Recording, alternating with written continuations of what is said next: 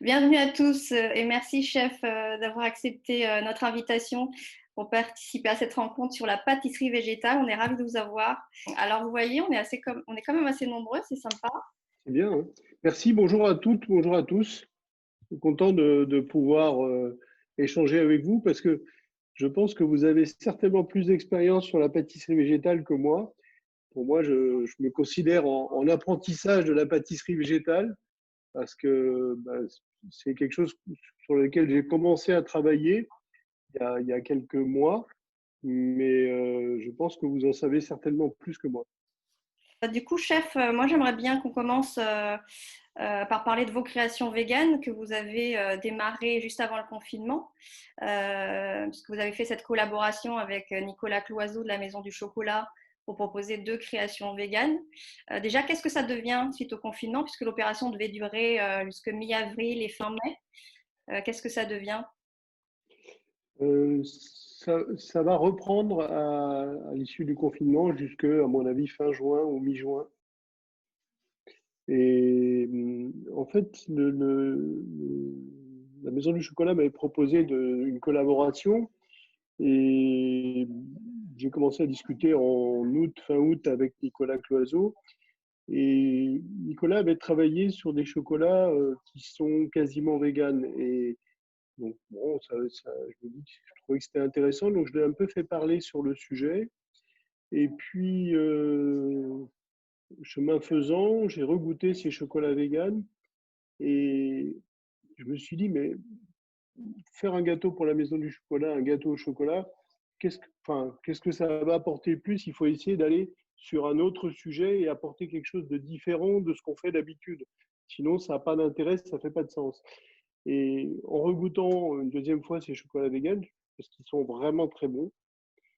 Alors aujourd'hui, ils sont vraiment véganes parce qu'à l'époque, il avait mis du miel, il avait mis de la propolis.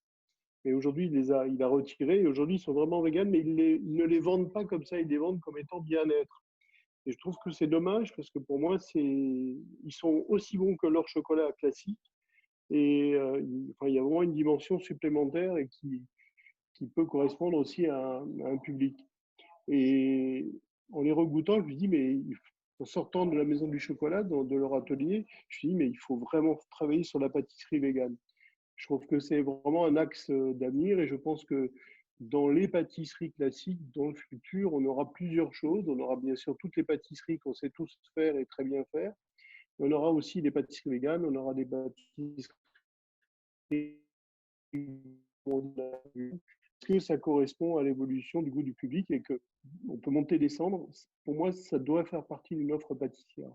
Euh, Alors, je me suis dit, mais en regardant un peu ce qui se fait, et je ne suis pas très féru en matière de pâtisserie végane, j'ai souvent vu des choses assez tristes et moins finies, moins élaborées. Je me suis dit, il faut que ce soit des pâtisseries qui sont aussi bonnes que les pâtisseries normales, qui sont aussi belles que les pâtisseries de pâtissiers normales, et qu'on ait autant de plaisir à les goûter.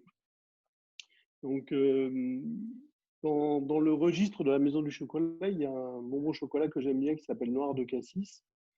J'ai repris cette association de saveurs pour en faire un gâteau qui s'appelle Fleur de Cassis, donc avec un crumble au poivre de cassis. Le poivre de cassis, c'est les baies de cassis séchées et écrasées. C'est à la fois très floral et avec une finale, une touche animale dans l'odeur. Il y a un biscuit végétal au chocolat, une ganache au chocolat Baileys pur et purée de cassis, une compote de cassis avec des graines de cassis et comment, des pétales de chocolat, un nappage au chocolat noir, un nappage végétal. Euh, et puis, une des marques de fabrique de la maison Pierre Hermé, c'est la rose. Le gâteau, le gâteau numéro un des ventes et fétiche de la maison, c'est l'Ispahan. Et à la rose, donc je me suis dit, tiens, j'ai envie de travailler la rose.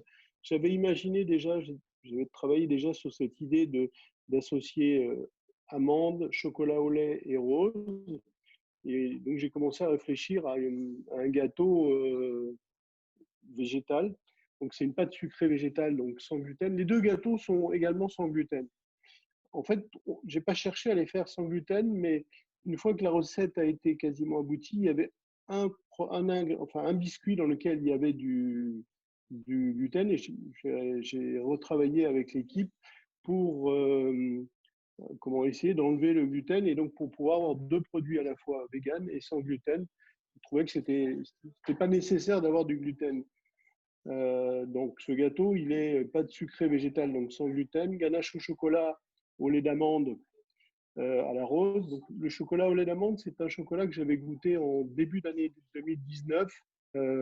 Comment Je l'avais goûté début d'année dernière. C'est un chocolat, c'est une maquette chez Valrhona qui est en cours de mise au point.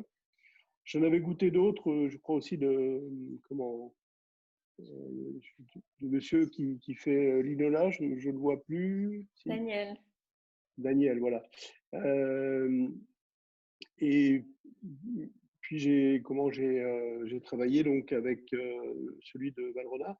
Il y a un praliné amande maison et une crème onctueuse à l'amande et des pétales de chocolat dessus.